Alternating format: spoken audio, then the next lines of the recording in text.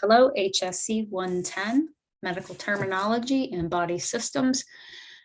This is Dr. Teresa, and in this lecture, we're going to go through chapter 14 in your book, the digestive system and metabolism. We're going to start with metabolism. So metabolism is really all the chemical reactions that are happening and or taking place in your body. So you can either be building things or breaking things. When we discuss metabolism, we go back, we dip into chemistry a little bit, but bigger than that, or at the foundation of it is the physics of eating, and like, why do you eat? Think of yourself as a giant tube, okay, from mouth to anus, because that's in essence what it is, but you're consuming food and or things around you. You're consuming chemical energy in order to transform it into a different form of energy, from chemical to, say, mechanical, so that you can move or breathe or your heart beats or something like that. So when we eat, the purpose is to extract or harvest the energy stored within the chemical bonds of the food, so that we can hopefully build our bodies back up, repair, restore, replenish, nourish. When we're talking about the energetics of metabolism, we have to go down to the foundations. That is the physics of it, right? Understand the difference between potential energy and kinetic energy. Potential energy is stored energy. So it would be the energy in an egg yolk. An egg yolk has potential to become an adult chicken, but it didn't yet. Or potential energy is the energy in a seed, like an almond. It's not an almond tree yet. It's just a seed. So once potential energy is activated, it will then transform itself into a kinetic form of energy, or the energy that's in motion.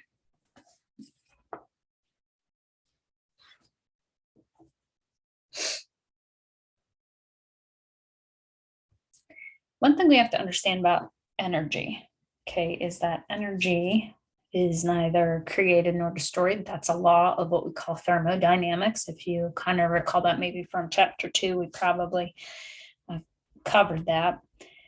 So when the system is closed, the total amount that's available doesn't change. It just can change its form.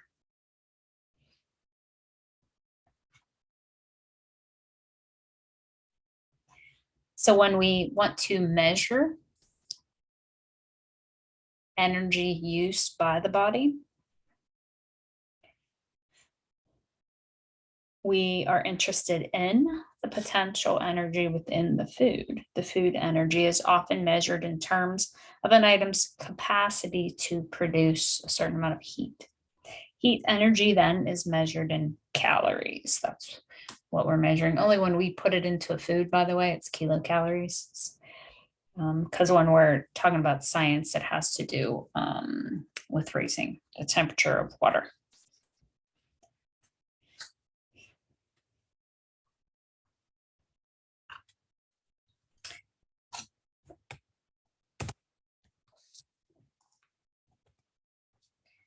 So in metabolism, we have to understand these words again. Catabolism is the breaking down. So within digestion, we have to be able to catabolize foods. In order to catabolize foods or break them down to harvest the energy that's stored within their chemical bonds, we need water to do this. It's called hydrolysis. If you recall that, you take a molecule of water and you're able to then break things apart. Hydrolysis. You use water to break something down. When we catabolize something, we release energy, and we can create ATP from that. Now, anabolism is the opposing force. We want to build, replenish, restore. So actually, these guys are happening at the same time all the time, because the energy that is released is being used or harvested in order to rebuild, replenish, restore, nourish. Okay, so when we anabolize things, we're taking monomers or small units, putting them together with the energy of something that we have already broken apart and building something new or different. Okay, so we want to understand or remember loosely, okay, something about the ATP process. If you recall, maybe you do and maybe you don't, one of our primary sources of energy, not the only one, by the way, is ATP production. We hear a lot about the mitochondria of a cell. In health, this is highly relevant. If you think that not understanding these pathways or your mitochondria are relevant for health, that would be inaccurate, because what we're trying to understand or what we're seeing is that there can be mitochondrial disorders that are at the origin or root, or if compromised, at the root of chronic diseases and disorders. So let's walk through some of this. I don't want you to get too wrapped up in this, okay? But I need you to understand the high importance and relevance of ATP production and what is involved in it from a metabolic perspective. Like when you're eating something, how does that cheeseburger get broken into energy to build something better in your body or something, repair something? So there are highly relevant things into the nutrient composition or potential in the food. And that's what it is, understanding that it has potential, but you have to get it to the right place in order for it to work like you want it to. So understand that carbs, fats, and proteins are major sources of energy in what we eat. They are our macromolecules or macronutrients. They are like the shuttle buses. They're the bigger molecules, the organic molecules, the polymers. Okay, they shuttle our micronutrients often.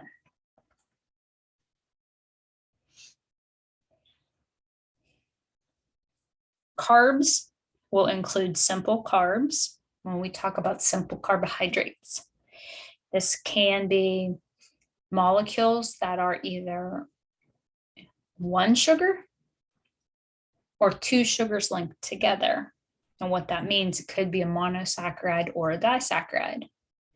If you have a polysaccharide, you have a bigger molecule or a bigger carbohydrate molecule, great for storing energy for ATP harvesting or production. But we have to go through a process of digestion a lot bigger in order to access those things. Simple carbohydrates can be absorbed directly from the digestive tract into the blood, whereas a complex carb must be broken down into the simple carb. So it's like adding that extra step.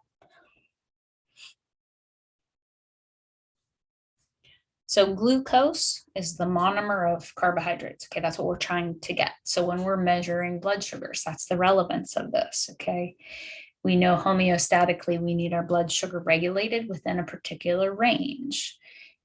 This is measured by measuring glucose in your blood. It's the most abundant simple sugar in the body. It enters the cells where enzymes in the cytoplasm will break down each glucose molecule into two pyruvate molecules. This process is called glycolysis. So glycolysis is the process by which we first split that glucose apart into pyruvate. Glycolysis happens in all cells pretty much. Okay, or I should say all animals, okay, or any living organism is going to go through this step. Some of them then will move on like we do, and some of them won't. Okay, glycolysis is an anaerobic step.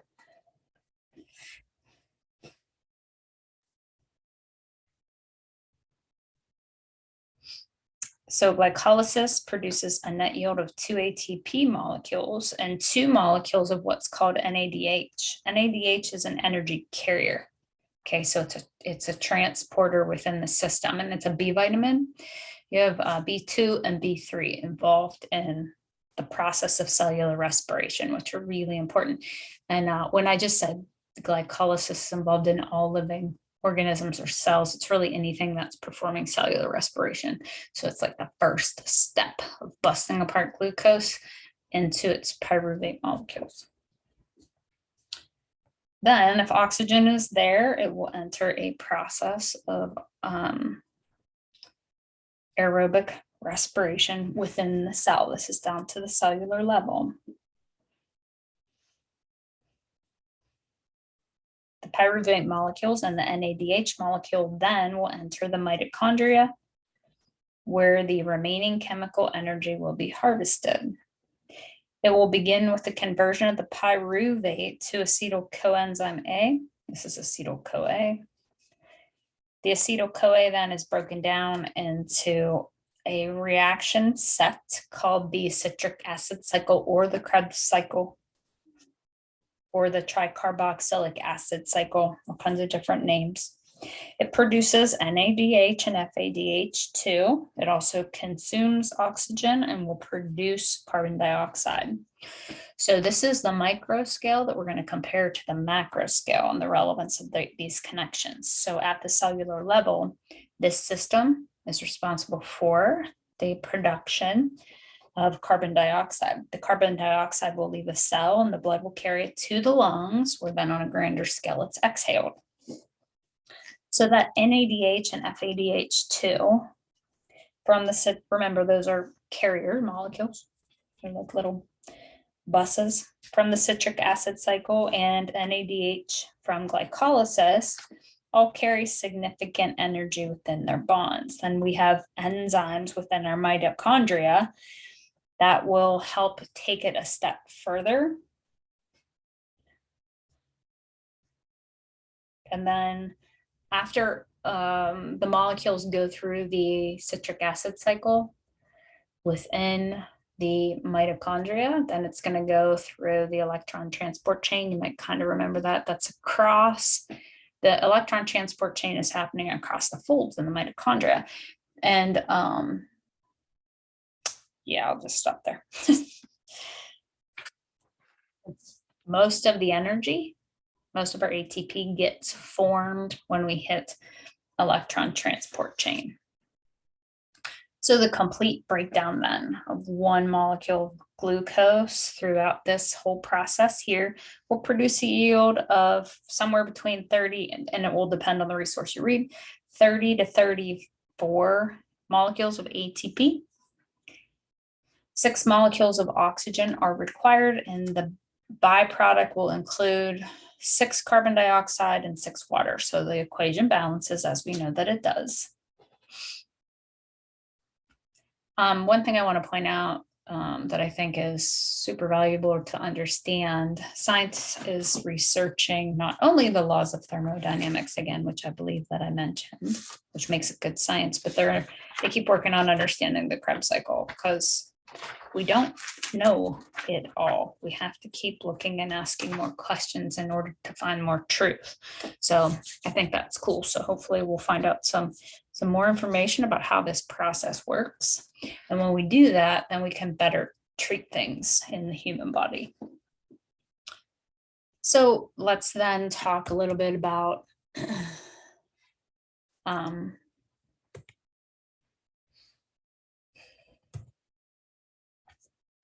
energy that we can get from amino acids and lipids. So skeletal and cardiac muscle, they can break down lipids to yield that acetyl coenzyme A. The citric acid cycle then will produce some ATP. Other tissues cannot rely directly on lipids, but they'll rely on glucose in the blood.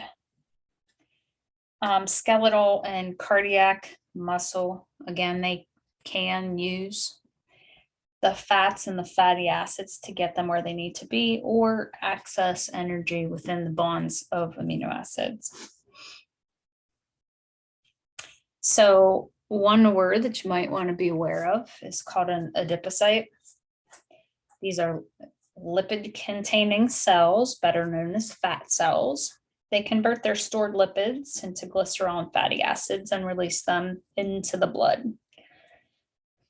So The relevance here is understanding that in the absence of carbohydrates, your body's going to utilize other fuel sources.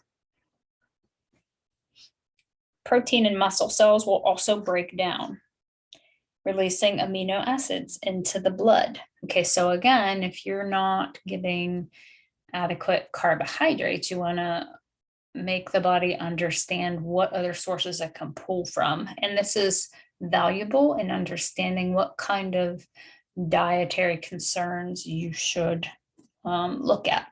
So hepatocytes or liver cells, they take up amino acids, cholesterol, and fatty acids from the blood. Enzymes in the hepatocytes convert the amino acids into pyruvate and then combine glycerol and pyruvate to make glucose. This process is called gluconeogenesis. If you look at the word glucose, neogenesis, new formation.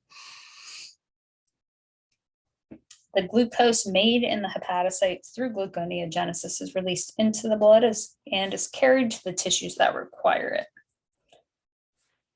When we talk then about carbohydrate storage, we have to understand that as we're eating, if there's an excess, we want to hold on to it so we can access it later on. So something called glycogenesis, this is when we have glycogen molecules formed that will store thousands of glucose molecules.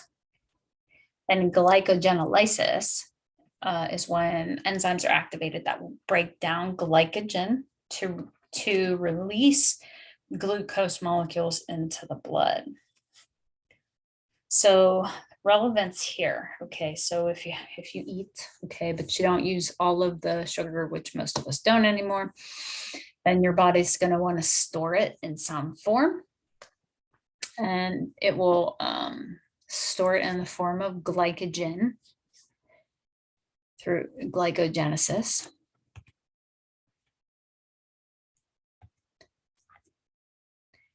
If it needs to be released, you will release something called glucagon in order to then access the glycogen molecule. Glycogen is how we as animals store our carbs. Okay, in a plant, you're going to see that in different forms. You'll see it stored on the cellulose, right? Cell wall of plants, but also a substance called chitin that we see in shellfish. Okay, and obviously we don't break those substances down super well.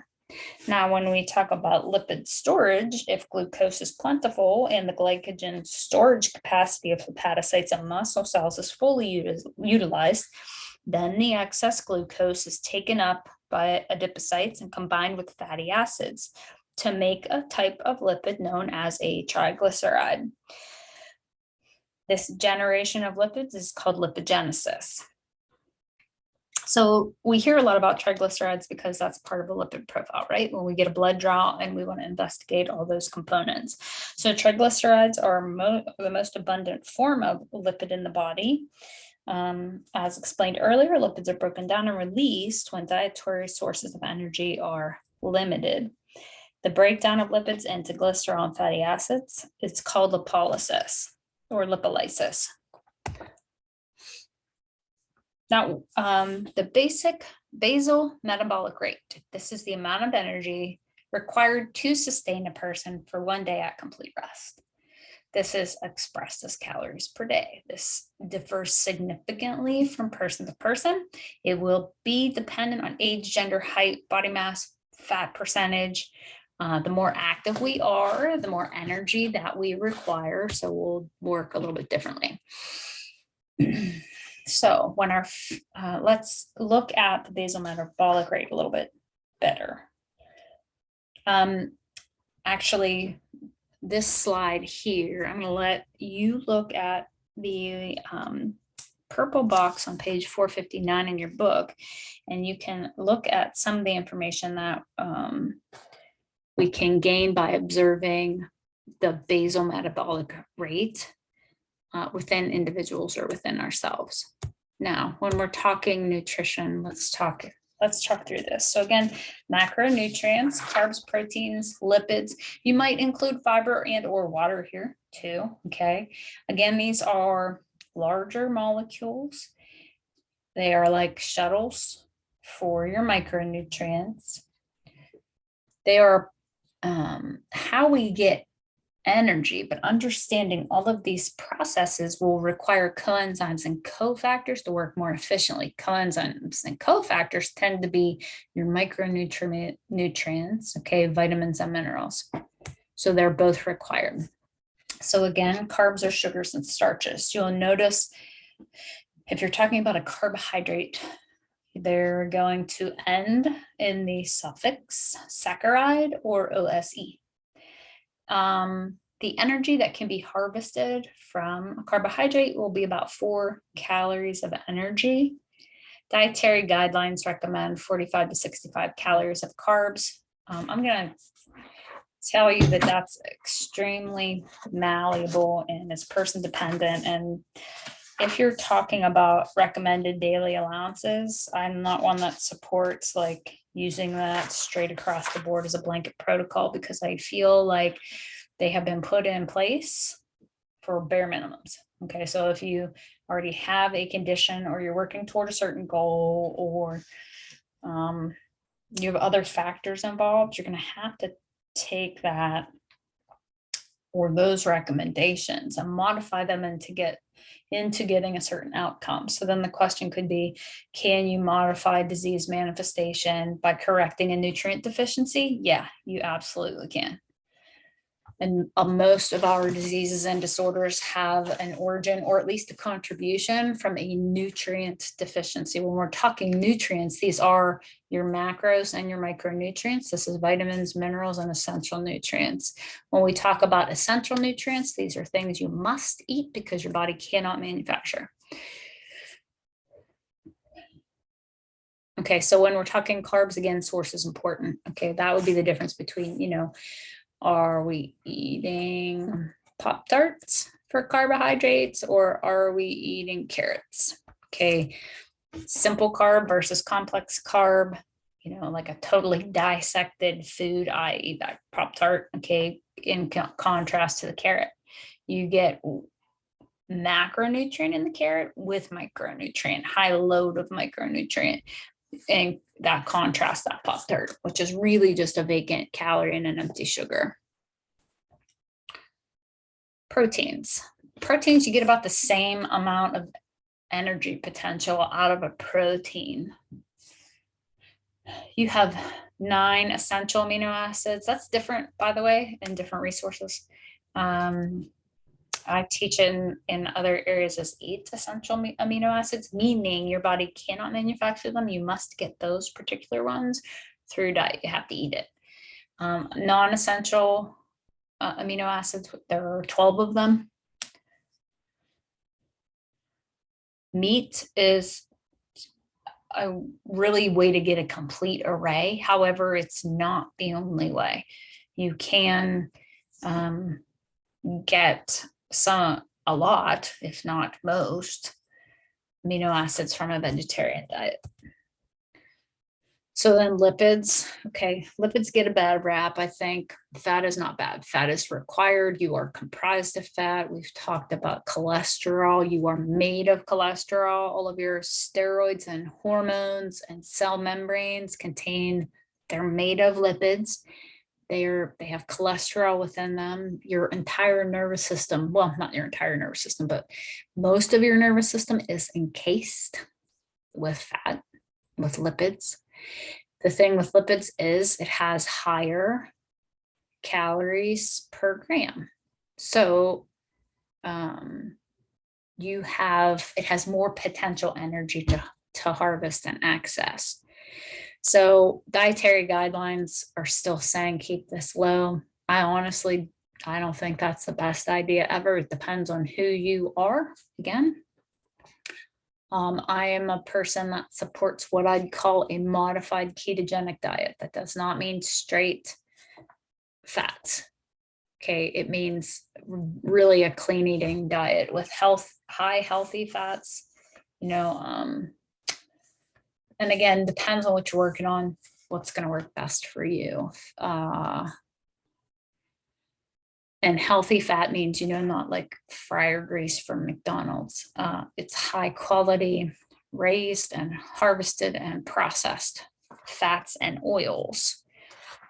And if you can go more natural, okay, butter is a great, actually real butter, not margarine. Margarine is synthetic and our bodies do not like it. Okay, it does tend to create a more pro-inflammatory environment. Whereas if you go with a more natural fat, yes, it has lipids in it, but it has all the nutrients in it that make it work really great. Now we can talk about saturated fats versus unsaturated fats and trans fats. So let's go to trans fats first. Trans fats, they're this weird configuration. Okay, so it's an isomer and will create free radical damage. So for a long time, the food industry, those that were manufacturing synthetics, were pushing this, and it was creating a lot of problems, a lot of health problems. Saturated fats, these are generally animal products. Again, I think they get a bigger bad rap than they need to. If you get a high quality animal fat, you're getting high nutrient value. Unsaturated fats tends to be more plant or seed oils. These can be really unhealthy depending on the amount of processing they go through. So if you're looking at, plant and seed oils, you go for a cold pressed olive oil or something. And then as you're cooking with them, you have to understand the heat capacity of the oil you're cooking with, because some of them can tolerate high heats and others cannot. Also, because it's the food industry, their labeling isn't straightforward. So just because something is labeled saturated, again, does not necessarily mark it as bad or unhealthy. You can have unsaturated fats that are doing a worse job in your body. And when we talk about saturated and unsaturated, it has to do with the bonds between the carbons within the molecule and the number of hydrogens on the outside. If there's a high level of hydrogens and single bonds between carbon atoms, it makes it a little more volatile and less stable. And that's the saturated fat land. That's the concern there. When we have essential fatty acids, you hear about them. That's like your omega-3 fats. You can't make them, but they're really anti-inflammatory, your omega-3s. And if balanced with other ones, it's even better. So we want to keep the body out of a state of inflammation. Inflammation is the root cause of most of your chronic diseases. Now, micronutrients, my favorite thing to talk about, really, because you don't need a lot of them. You generally can't store them. These are generally your ions or charged particles or your minerals. You have to have them. Most of them you can't have them in overload. And they come in either vitamins or minerals. There's a difference. Your vitamins are generally actually, vitamins are generally an organic compound. Okay, it might have some minerals embedded within them, and then your minerals tend to be like your potassiums and your calciums. So they are your charged particles. Your minerals are the micronutrient class. Again, not all of them can be stored. Some of them can, some of them can't. Depends on what it is. So when we're talking, by the way, there's some really nice charts if you want to look through here.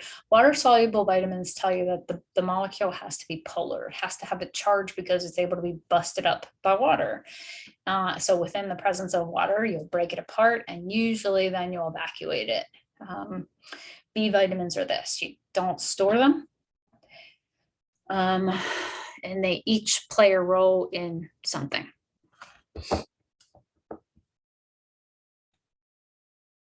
Vitamin C also is a great water-soluble vitamin. Let's talk about vitamin C a little bit. Vitamin C does more than just your immune system. Vitamin C helps with collagen formation, liver detoxification, helps with cavities, helps with hair loss, helps with, I think I hit all the big ones. Skin lesions, bruising, stuff like that. B vitamins, again, depending on what you're looking to work with, will have different functions. Now, when you have a fat-soluble vitamin, these have to be ingested or consumed in the presence of fat in order to be dissociated properly. And this, if they're fat soluble, that should tell you that they are non-polar substances. They'll be transported, shuttled, and broken apart differently. Now, fat soluble vitamins can be toxic, particularly if you ingest them synthetically. Okay, so if you're taking a synthetically made vitamin D supplement, that has the potential to be toxic. Vitamin A, let me point something out. Okay, we always think vitamin A has to do with the eyes. Yes, but also the immune system. It's really great for treating viral infections. Also repairing epithelial tissue. So that could be skin, but that would be like the mucosa of your digestive tract or the lining of your mouth. So vitamin A doesn't get quite the airtime that it needs. Vitamin D does just about everything. Again, vitamin D is anti-inflammatory, immune system modulating, required for thyroid conversions. Oh, vitamin A is needed for thyroid conversions as well. Vitamin E, I think we think about like skin stuff. Yes, again, and these guys, these at least A and E, in combination with selenium and zinc, by the way, are great for scavenging free radical damage. So they're sucking up the free radicals so they're not creating inflammation or pH disruptions. And then we have vitamin K, which helps with blood clotting primarily. Okay, minerals. This is the, you also cannot store minerals generally, or not very well. I take that back. You can store some of them because you're storing phosphorus, calcium, probably magnesium, and actually some things you don't want to within your bones and your teeth. Those are primary storage centers for a lot of our minerals, or at least the ones we can hold on to or the ones we think we need. Now, like the fat soluble vitamins, you can have minerals and toxic loads if they do hang around too long. Copper's not great to have around. Iron or iodine, not great to have around in excess. Even calcium, we've been taught that like you do this willy-nilly calcium thing. That's not a good idea. Hypercalcemia is a real thing and is more common than one would think, meaning you're getting way too much and create some really weird disruptions in your symptoms. So keeping your eye on your minerals. Okay, and you can get some of these levels tested if you do a metabolic panel. If you go get a blood draw, you can have your practitioner look at some levels if they will for you. And this can help. So you're not just grabbing at things you don't need and so you don't impair things. So let's walk through then. Let's get into the actual digestive system. We can also call this the GI tract. GI tract is usually like stomach and beyond, okay, primarily intestines. Now you have the organs of the GI tract and then the accessory organs. So let's walk through some of them. The mouth is part of the GI tract. The salivary glands. The salivary glands will include the parotid gland, the sublingual gland, submandibular gland, as well as the pharynx. The esophagus is part of the GI tract. Remember, esophagus sits posterior to the trachea. You have the liver, gallbladder, and pancreas are considered accessory organs. You have the stomach, you have small intestine, large intestine, and then rectum and the anus. So let's go through the layers of the primary part of the GI tract. So this could be your esophagus. Okay, the esophagus, by the way, is the tube, from your larynx to your stomach. So we'll pretend that this is what it is, okay? Or this could be an intestine. So you have the innermost lining, which is called the mucosa. This is epithelial tissue. If you have dysfunction in this lining, you're going to have trouble with digestion, which is the actual breaking things apart, as well as the absorption part. So keeping your mucosa intact, keeping your mucosa healthy is a great idea, but as far as finding ways to do that, finding even diagnostic tests to determine this are limited. Below the mucosa, we have the submucosa. Within the submucosa, this is kind of like, a lamina membrane here or a connective tissue membrane. It's going to have embedded within it vessels and lymphatic tissue. And then you have the muscularis externa, which comes in layers. It will have a longitudinal layer as well as a transverse muscularis layer. So you have, once again, and we saw this previously, you have muscle fibers running in different directions. Okay, what that does is not only deliver stability to the organ or system, but also strength. So it gets, and in this case, gets squeezed. And then on the outside, we have the serosa, or a connective tissue that will line, in particular, this part of the GI tract. We're going to say, I think in this picture, actually, they're looking at the intestine due to the presence of villi. We'll get into that in a second.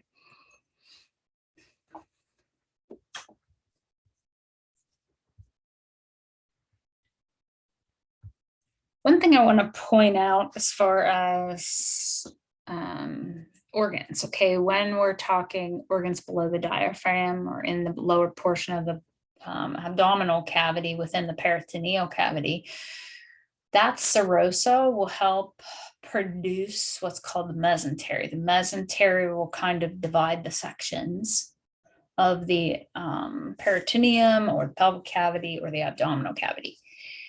When we have something that is intraperitoneal, okay, and the peritoneal cavity is not the perineum, which we will learn in about 2 weeks more about that. But the peritoneum, if you remember from chapter 1, okay, when we investigated the body cavities, the peritoneal cavity is the cavity and the linings really around all of your intestines and organs within the lower portion of your abdomen. So when we have something that's intraperitoneal, that is an organ that is touched by the serosa on the front and the back side. When we have something that's retroperitoneal, it sits in the back of the cavity up against the body wall. Examples are going to be different, you have parts of organs, like you might have parts of the large intestine, okay, or small intestine, the pancreas that sit behind the peritoneal cavity. So they might like stick through. You might have part that's intraperitoneal and part that's retroperitoneal. The kidneys are retroperitoneal. When we are talking about digestion, we have to look at the phases. Okay, ingestion is you eating. Then we have propulsion. Okay, when you swallow, you start this wave within the esophagus. The first third of the esophagus is skeletal muscle, meaning you have voluntary control over the swallow. Then the second third, or 1/3 of it, is both kinds, smooth and skeletal muscle. And then it will change into all smooth muscle. So it goes from like this voluntary swallow, which will create peristalsis, which is a wave. And I think we kind of have an inherent understanding of what that wave is, and that will travel the entire way through the digestive system. And it's really fascinating how these things are set up and controlled. Mechanical breakdown, okay, will be you chewing, but then also the stomach churning and the segmentation of the intestines. So it's still a mechanical squish or squash or chomping. And we need mechanical digestion to preempt chemical digestion so that it can break the food particles down so that they have a larger surface area, so then that the chemicals and the enzymes and the hydrochloric acid can all work on the surface area then of the already broken down food. In the stomach, actually, it's more of a storage organ than anything else. It does more churning. It does enhanced digestion, because in your mouth, really all that started with saliva production is breakdown of carbohydrates. You get the release of enzymes that will help break down fat, but they don't get activated, those enzymes, to break down fat until it hits the stomach. And then the hydrochloric acid in your stomach has high value of what it's doing collectively, just breaking down your food, but then how that transfers indirectly to other body systems. So the hydrochloric acid will activate enzymes to break down fat, but also activate enzymes that will start to break down proteins. And some of these enzymes, particularly those protein ones in the stomach, they are they work better in this highly acidic environment, which if you recall, we talk about, what extremes in pH will do to a protein. In this case, there are some that love that environment and won't work unless they're in it. Now, as the food moves out of your stomach into your small intestine, you'll have other enzymes that will help alkalize the stuff that comes out of your stomach and will work better in a more alkaline environment, or at least a buffered environment. And these enzymes will come primarily from your pancreas. Then, as most of your digestion, this is really important, okay, happens. This is digestion, that's the breaking it down. And then you have absorption, okay? Primary digestion and absorption happens within your small intestine. You have from the small intestine, the length that it has to travel gives it time, right, to move. As we give it time, these chemical reactions can take place on the food that's trying to move through it. Then there has to be an absorptive process to get it to your body tissues and your cells. The primary role of your large intestine has a little bit to do with creation or absorption of B vitamins, but primarily water and minerals is extracted from food waste or fecal matter. And then ultimate end is defecation, where we excrete the waste.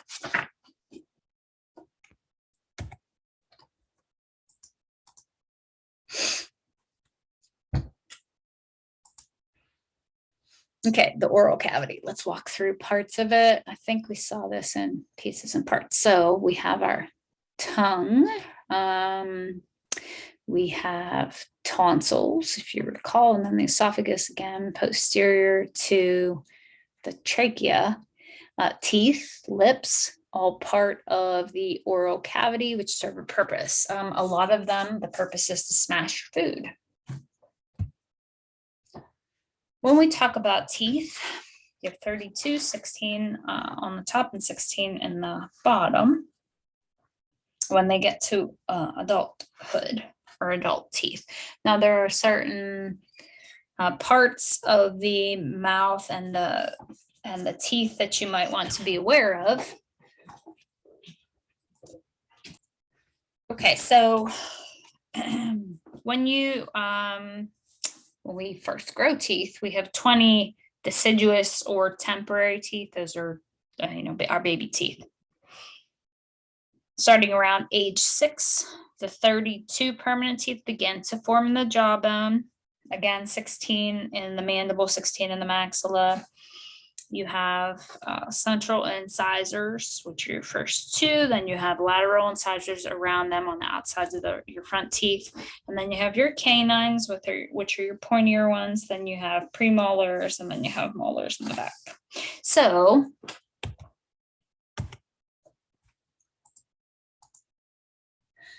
okay, so the parts of a tooth, this will help you understand your teeth a little bit. The part that sticks up above the gum or the gingiva is the crown.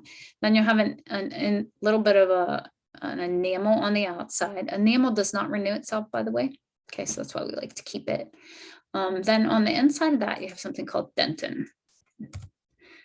Then on the inside of that, you have the pulp cavity, which is full of nerve endings and blood vessels to keep that tooth alive as best as possible. The neck of the tooth is really at the gum line, and then the root is everything below that. The socket within which the tooth will fit is called the alveolus. And you hear of root canals all the time. Okay, the place where the nerves and the vessels actually enter the dentin or into the pulp cavity, that is the root canal. You have a periodontal ligament that holds the tooth within the alveolus. Okay, so salivary glands then. First accessory organs of digestion. Again, they will secrete saliva, which is primarily 99% of it is water. Its pH is about 6.8 to 7.4 maybe, okay, alkaline or neutral. It's highly involved in buffering what comes into your mouth, but saliva also holds the role of cleaning your teeth, keeping microorganisms at bay, producing, again, or releasing salivary amylase, first part in digestion. Also will release what's called lingual lipase. Lingual lipase is to break down fats, but not activated until it hits your hydrochloric acid in your stomach. So the glands that will produce saliva are your parotid glands. Your parotid glands are located near your TMJ. They have a duct that empties into the oral cavity. If you have or know someone with mumps, this is an infection in the parotid glands, then you have submandibular and sublingual. Hopefully the language there lets you know. Submandibular tells us they're below the mandible, and they'll have openings to secrete the saliva into the oral cavity, and then sublingual are under the tongue.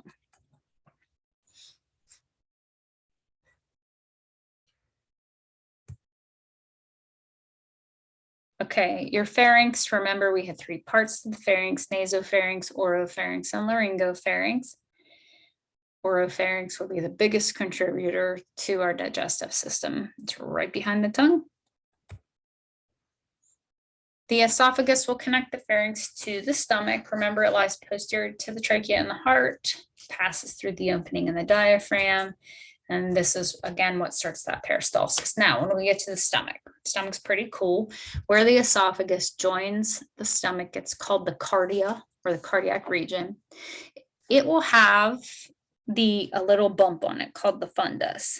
Then it's going to have this big giant curve called the greater curvature, and then a smaller curve called the lesser curvature. Now, when we're talking about anatomical position of your stomach, it does lie left of your midline, does cross over a little bit when at the tail end of it, or what we call the pylorus or pylorus region. So then this greater curvature is kind of like on the left inferior portion of your body, okay, below your rib cage. Where the esophagus pops through your diaphragm is called your esophageal hiatus. So if anyone's heard of a hiatal hernia, that is where a portion of the stomach might pop up through that hole in the diaphragm. It can be very uncomfortable, cause a lot of chest pain, actually. Let's see, we have something called the greater omentum. It's a connective tissue or apron-like membrane that has a lot of blood vessels and fat in it, okay, that drapes over the small intestine like a little apron. Then at the lesser curvature of the stomach here, that's going to be kind of like facing upward toward the liver, and it will have what's called the lesser omentum, which is connective tissue to connect the liver to the lesser curvature of the stomach. Now, also within the stomach, you have the body portion, which is the biggest portion, and then the pyloric region or pylorus, which is that tail end place. The pyloric region will have within it the pyloric sphincter. Sphincters are muscle controlled. Depending on what and where the sphincter is will determine if you have conscious control or non-conscious control. In this case, the pyloric sphincter is more of an internal sphincter, meaning that it's going to be smooth muscle controlled. You're not in control of the gut. This is involuntary. So it is responsible for allowing what is called chyme to come out of the stomach and be squirted into the first portion of your small intestine, which we call the duodenum. A lot happens in the duodenum. Also, I want to mention that you do have an esophageal sphincter as well, also not consciously controlled. Within the stomach, you'll notice folds. These folds are called rugae. We'll notice these in other organs as well, like the bladder. If we understand the stomach as a containment or storage unit, then we see these folds better when the stomach is empty, not when it's full. When it's full, it's all stretched out and you can't see them. The stomach has 3 muscle layers in this case. So it has the longitudinal ones, it has the circular ones, but it also has an oblique layer, which we do not see within the esophagus or the intestines. Okay, so the lining of the stomach, we have things called gastric pits. This is where the magic happens in your stomach, okay? The gastric pits have different types of cells in them. One such cell is called a mucus secreting cell, that is for the secretion of mucus. If you understand the composition of mucus, you can understand its value. Mucus helps trap pathogens. Mucus helps protect the lining or the lumen on the surface. So we produce a lot of mucus actually, right? We have lots of cells that will produce this lining, this coating. It may have antibodies in it or macrophages, something to help with debris, but also then to buffer. And in this case, that's highly relevant. We need that mucus, those mucus secreting cells to do that so that they can protect the lining or the epithelial cells within the stomach and the rest of the GI tract. We have something called a parietal cell and then something called a chief cell. Also notice within this picture, we get to see something called an enteroendocrine cell. An enteroendocrine cell generally is going to have something to do with hormones. I hope that makes sense. So as far as the chemical reactions in place here within the digestive system or within the stomach, again, you have that lingual lipase coming down, being activated by hydrochloric acid to begin fat breakdown. But also, the hydrochloric acid is responsible for breaking down your proteins. You go from a substance called pepsinogen to pepsin, and then you can start to break down your proteins. So think about the relevancy of that. If you can't produce a lot of hydrochloric acid, either just because you can't, or something got damaged, or maybe you're on a proton pump inhibitor, which messes up a lot of stuff. If you're not producing hydrochloric acid in appropriate amounts, you can't even make hemoglobin properly. There are so many implications downstream for shutting off these hydrochloric acid producers that it's not a great idea. I mentioned the formation of chyme. Okay, chyme is what comes out of your stomach after the digestion has started. Now, another very important role in your stomach is the formation of something called intrinsic factor, something you can't live without. Okay, well, you can, but then you're going to have to supplement B12. Okay, intrinsic factor is what helps you break down and absorb B12 molecules. If you can't do this, again, you're not making hemoglobin correctly. You can't make a red blood cell right if you don't have appropriate amounts of B12, which then can lead to anemia. The type of anemia where B12 is deficient is pernicious anemia. Now, the origin of pernicious anemia means that there's an absence potentially of intrinsic factor, or you're not ingesting enough B12 producing or containing foods. B12 containing foods are animal products. So someone on a vegan diet for long term is going to have to do something about their B12 because they're not going to make it in large enough quantities. So anyway, the reason why you may not have intrinsic factor, this could be from just genetics. You're not producing a large amount of it, or this is the danger in gastric bypass surgery. So they take away your ability to make intrinsic factor, thereby you're not able to extract. Okay, segments of the small intestine. Remember that I mentioned right outside the pyloric region of the stomach, you enter the first portion of your small intestine, which is called the duodenum. This is only about the first 10 inches, but a lot of magic happens there. The next section of your small intestine is called the jejunum. That's the next 40% of your small intestine. Then you have the very last portion called the ileum. The ileum is the portion of the small intestine which will eventually connect to the first part, the large intestine, known as the cecum. Now, we already mentioned that most of your digestion and absorption will happen within the small intestine. Here's what I want you to think about. We don't have a lot of diagnostic testing to determine what goes on within the entirety of the small intestine. Even if you get like an endoscope, okay, That only goes to maybe a little bit into the, to my understanding, a little bit into the duodenum. So how do we know that there's disrepair in the rest of it? To my knowledge, the only other thing we can do at this time, beyond like CT scans, which really aren't going to deliver us a big picture of like the endothelial lining, or if we have an ulceration, or if we have a fungal overgrowth, if we have a lesion or something on the inside there, is swallowing those cameras, right? That's a new thing. I don't know how functional or complete they are. I have very limited knowledge of that, but it'd be interesting. If anyone has anything to say about that, or they know anything about that, I'd love to hear it. Then let's just dip into the large intestine while we're on this picture.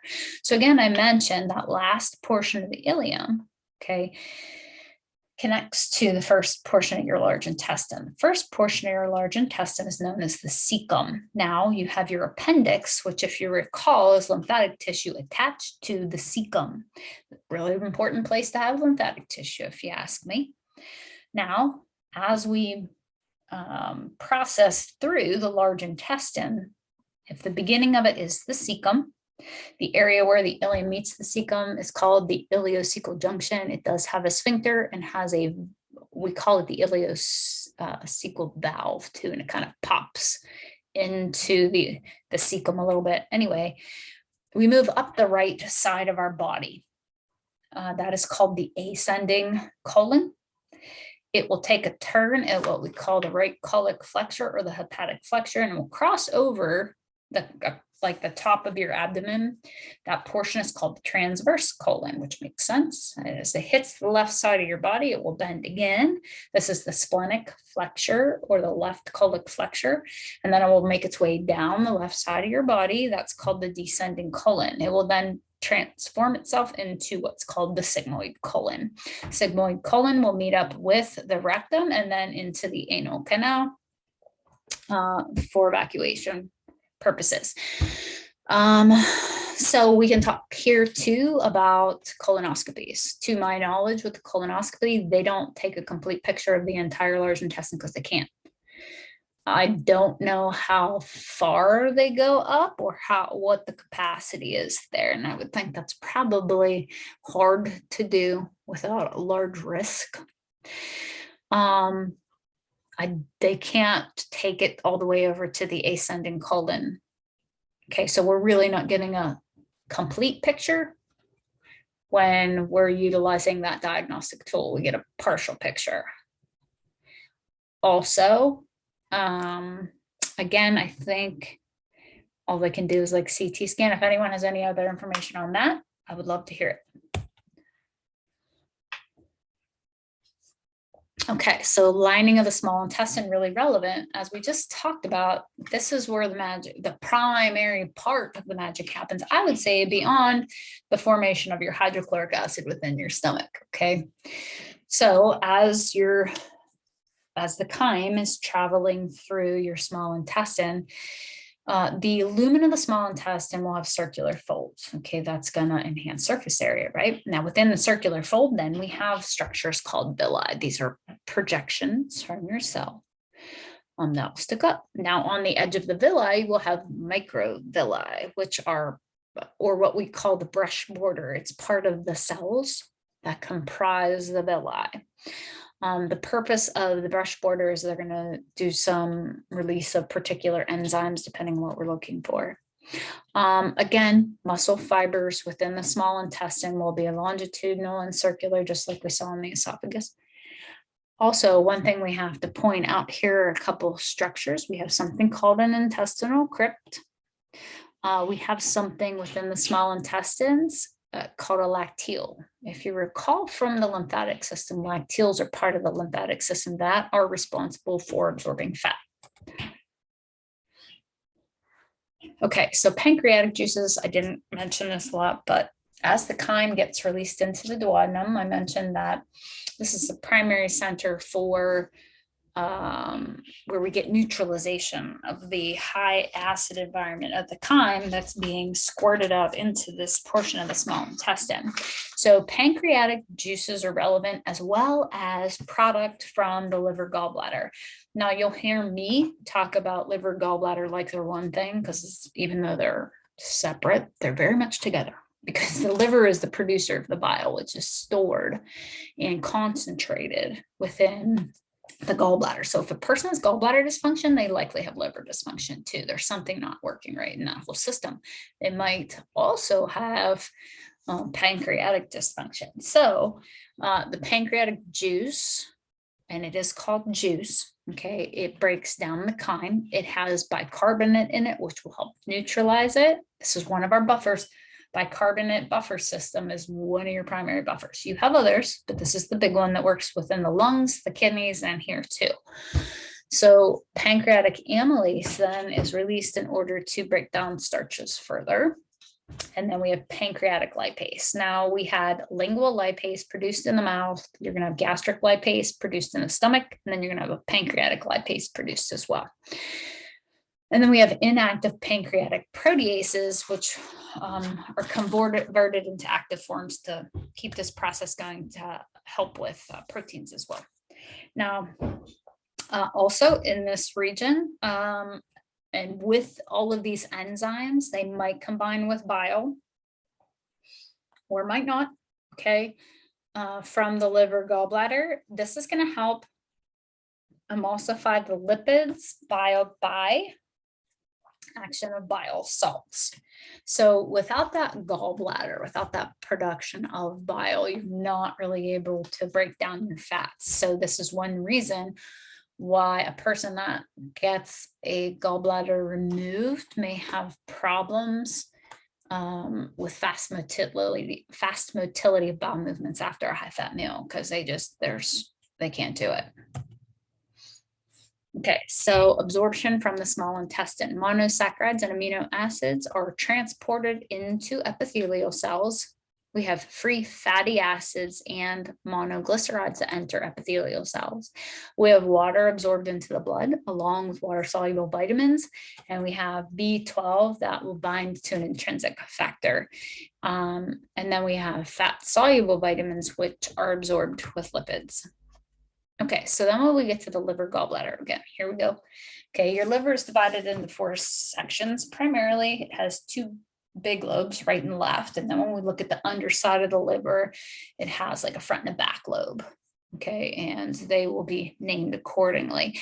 Now, look at the anatomy here. Your liver sits primarily on the right side of your body, below your diaphragm, crosses over a little bit. It is known as the largest gland within your body.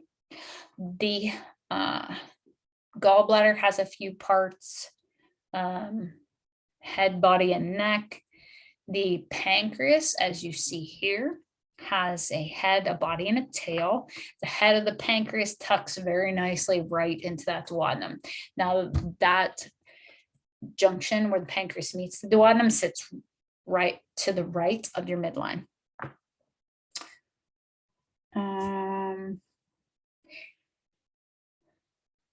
The liver will produce the bile. It will go through a certain flow pattern that actually ends up coming then down through what's called the common bile duct. The common bile duct will join with the pancreatic duct at an area called the hepatopancreatic ampulla. This area will also have a sphincter. Okay, so another sphincter-controlled, smooth muscle-controlled sphincter that gets signals with parasympathetic tone to fire.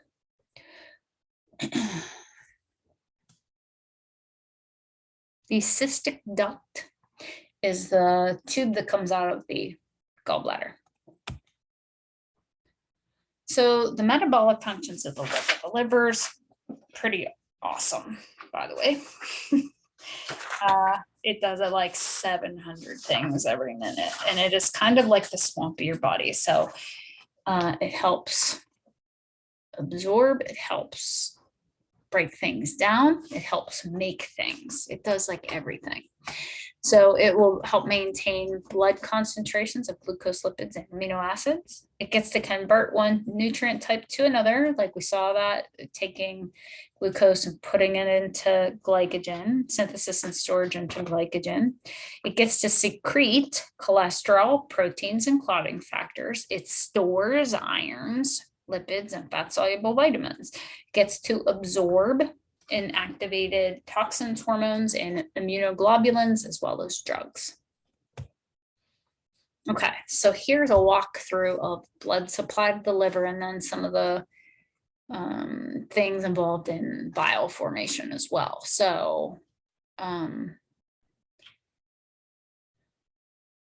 hepatocyte is a liver cell. Hopefully you can break that word apart into hepat, root, combining vowel, suffix. Okay, tells us it's a liver cell. The liver cells will have surrounding them veins, arteries, and what's called a bile canaliculi. That's where the flow of the bile starts after it's been produced by the liver cell.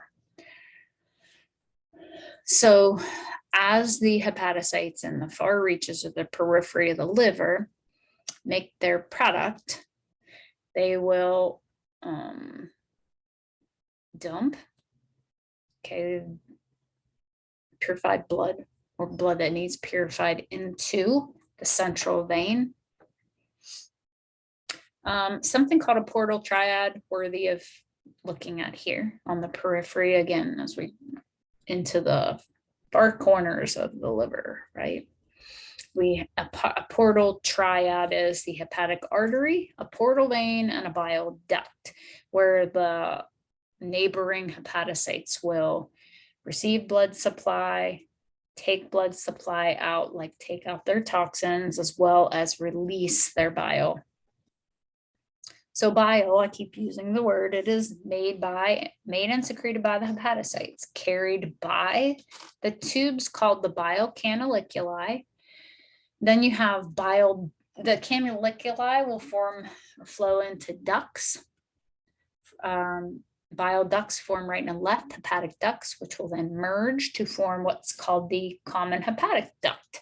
Then the common hepatic duct will join with the cystic duct to form that common bile duct. And the common bile duct was the one that met with the pancreas. So then the purpose of the gallbladders, again, I mentioned store and release bile. The sphincters will work together. It has a common bile sphincter. It will work with that pancreatic sphincter. So they'll receive messages, right, of what the contents of what you've ingested are so that it can release the appropriate things.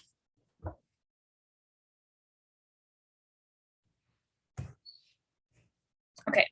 Pancreas, accessory organ of digestion, also endocrine in function, recall.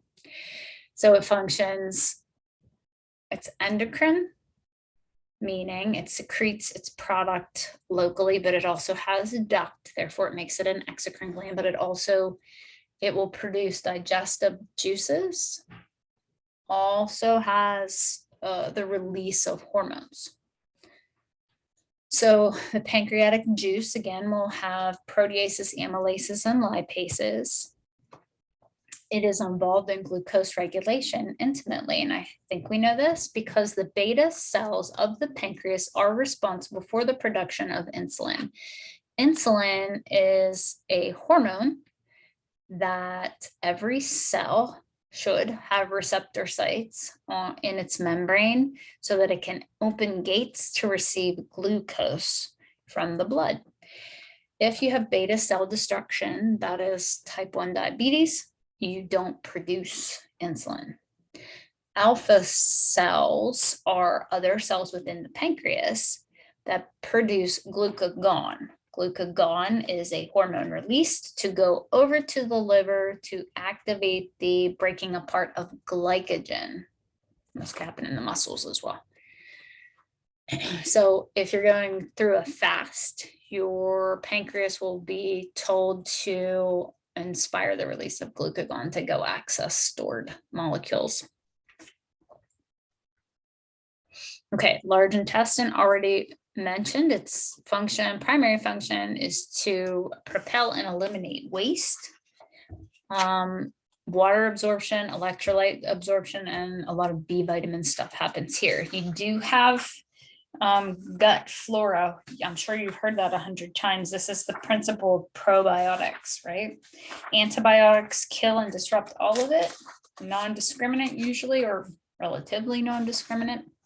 Whereas a probiotic, you have to have certain bacterial strains. We live in a symbiosis. If you don't, you're not getting all those B vitamins. B vitamins are relevant again for Krebs cycle, but also a lot to do with neurotransmitter production.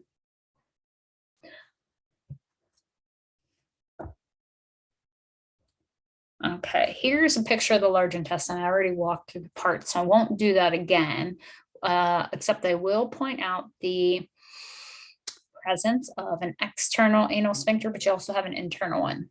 Okay, the external one allows you to hold your bowel movements. The internal one, that's smooth muscle control, that's involuntary, that's going to be activated by pressure. So if your colon is full, kind of thinking. Okay, when we get into the development of the GI tract, we have a tube beginning to be formed in the 4th week after fertilization, and it is the forerunner to the GI tract. We have the presence of a liver bud at that point, gallbladder, pancreas, stomach. So in week 4, we're beginning to develop this tube. By week 8, we can begin to recognize the GI system and its organs. So in utero, I think we already know this, maternal nutrition is important. Okay, the fetus is fed via the umbilical cord, really, and it's just kind of like blood transfer. So what's in the blood, the fetus will get. Uterine life, intrauterine life, in the first 8 weeks, we have secretions from uterine glands. Between weeks 8 through 12, the maternal and fetal blood flow will begin to happen through the placenta. So it's like it's nourished. For the first 8 weeks, it's nourished from the mother's uterine glands. Nutrition after birth. We know that newborns have no teeth and they have a liquid diet while everything is still in formation. I hope we're seeing that as even after we're born, we're not done forming. We know that, right? Our bodies aren't matured as well as anything else. So over the first several months of life, the stomach develops the ability to make acid and secrete pepsin. Small intestines will have the unique ability to absorb antibodies and growth factors in breast milk. All 20 deciduous teeth are usually present by age 3 so that chewing can begin. Then in early adulthood, this is generally when we may see the presence of inflammatory bowel diseases. Middle age, we're going to see more things like gallstones, maybe some stomach ulcers. So there is evidence that gallstones are more prevalent in obese women over 40. I'm going to knock out the word obese there just because I really think it's just bad diet in women over 40. And anything in physiology, when we have a difference in genders, that tells me hormone stuff, right? Whether there's a higher prevalence of estrogen or testosterone available. So in old age, of course, performance declines.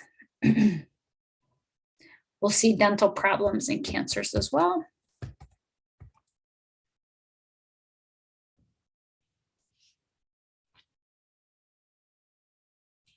Okay, so diseases and disorders of the GI tract, gingivitis, okay, inflammation of the gingiva, gastroesophageal reflux disease or GERD, contributed to by multiple factors, by the way, not necessarily an overproduction of HCl, although I'm sure that can happen. I don't think that's generally why. I think it has to do with the sphincter, potentially a hiatal hernia, and also potentially an inflamed liver or pancreas. We could have the presence of what's called a peptic ulcer. You have peptic ulcers or duodenal ulcers, or that's what we know of anyway. There's likely more. And when we have an ulcer at play, we generally have an overactivation of H. pylori. It's not that it's not present, it just gets to grow bigger. Now, antibiotics can treat H. pylori, but they can also create H. pylori problems. Gastroenteritis, inflammatory bowel diseases, constipation, diarrhea. Now, diarrhea can come from multiple origins. It can come from the large intestine not functioning well, which could potentially be gut flora, could potentially be inflamed epithelial tissue, thereby not allowing the reabsorption of water. Diarrhea can come from that gallbladder issue. There was a word called steatorrhea, okay, in the previous slides mentioned. It's actually a dysfunction of the pancreas. Generally, like fats aren't being absorbed, so the stool will appear to float. Okay, just so you're aware of that. Also, a lot of those ducts and things within the pancreas gallbladder complex there, understanding normal stool should be formed and should have a brown color. If we notice that the color in the formation of a stool begins to change, it could just be what you're eating that day. It could be an infection. It could be a parasite. It could be a bacterial infection, whatever gets in there. Okay. But if there's a blockage in any of those ducts, you can have color changes in stool or bowel movements, and as well as consistency. Constipation is generally when you're absorbing too much water or not drinking enough.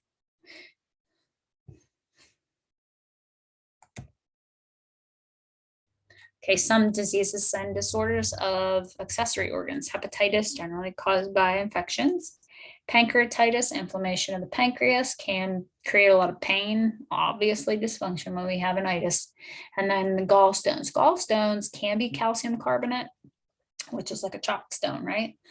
But generally they're made of cholesterol because of what is being pushed out of the liver. Cancers of the digestive system will typically grow slowly. They will originate in the epithelial cells of the GI tract or accessory organs. Primary tumors can arise anywhere. And again, we can put a plug in here for colonoscopy, but I'm saying that it's not a complete picture. So I wouldn't say it's the end all be all. It's just a piece of the puzzle. Okay, that's it for this lecture. We'll see you in the next one.